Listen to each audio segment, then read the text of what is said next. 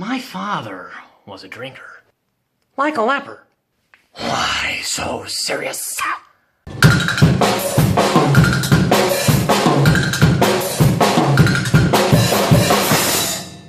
Batman the Killing Joke is directed by Sam Liu, the director of a lot of Batman animated films, and it stars Mark Hamill along with Kevin Conroy, the most famous people to ever voice the Joker and Batman. To some people, they are actually the definitive version of the Joker and Batman, at least voice-wise. I was very excited to see them in these roles yet again for this movie because this is a very famous comic. I have read the comic a few years back. I don't remember all the details. I remember the basic story, and I was excited to see it in movie form. And right off the bat, I'll say that when they go shot by shot from the comic, I thought they did a great job of reimagining it and really bringing it to life. It was cool seeing Mark Hamill bring his crazy Joker voice to this insane version of the Joker that is, by the way, the first R-rated Batman film, which I don't really think it needs to be rated R. I think they kind of just made it that because there's really nothing too bad in this to make it rated R, but I feel like they were like, oh, it's rated R because it's just so hard to get through, but I feel like it's a little bit of a marketing kind of thing. But it was cool seeing them do these way evil things as the Joker, and Kevin Conroy is great as Batman.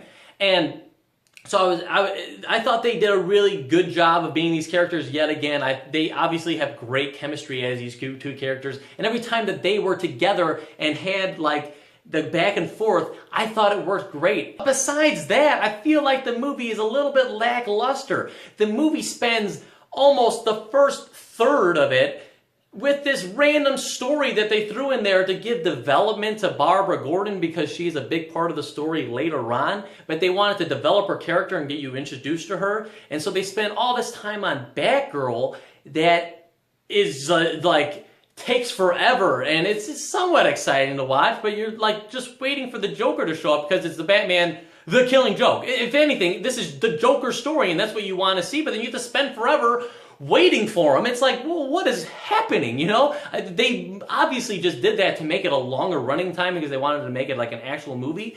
I felt like that took away from it. Make it shorter, who cares? It's an animated movie. This isn't like even a real animated movie. For me, this is kind of just like a cool recreation of a comic, and they should have just stuck closer to it because I feel like when they added all this new stuff, it kind of took away from it and made it not boring, just you just want to see the Joker, you know? And when he's finally there and he gets to do his all cool stuff, it's awesome. And I really like those scenes, and I like Batman and everything, but I feel like they just added too many things to try to make it a whole movie, and I just didn't feel like it all went together all that well, and it didn't really flow all that well.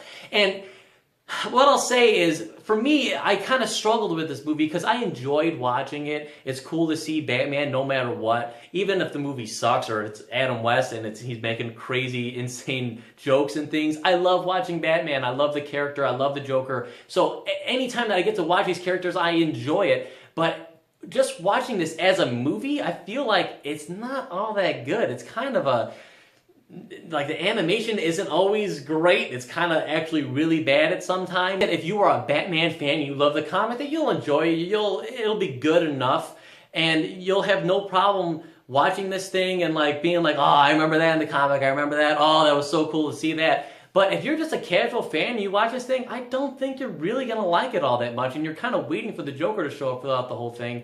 I really am struggling with this movie because I enjoyed watching it, but as someone that is trying to review it, I don't feel like it's all that great of a movie. Like, altogether, a movie. I don't think it quite gets there. I still enjoy it. I still think it's, you know, you watch it, that you can get enjoyment out of it. But for me, I'm kind of right in the middle, but I'm going to have to go 2.5 out of 5 for Batman the Killing Joke. A cool featurette beforehand with Mark Hamill talking about the Joker. It was cool to see. If you get a chance to see it in the theaters, it's pretty cool to see. It's honestly, though, it's probably better to just to see it at home because on the big screen, you notice a lot more of the problems with the animation than you would just watching it on the TV. So, yeah, you know, check it out if you're a big Batman fan. I think you'll like it, but as a movie, I kind of just say it's okay. So, anyway, guys, thank you so much for watching. If you like this and you want to see more reviews from a guy like me, Tom Waterloo, then please like and share this video, leave a comment down below, and most importantly, subscribe, and I'll see you guys in the next one.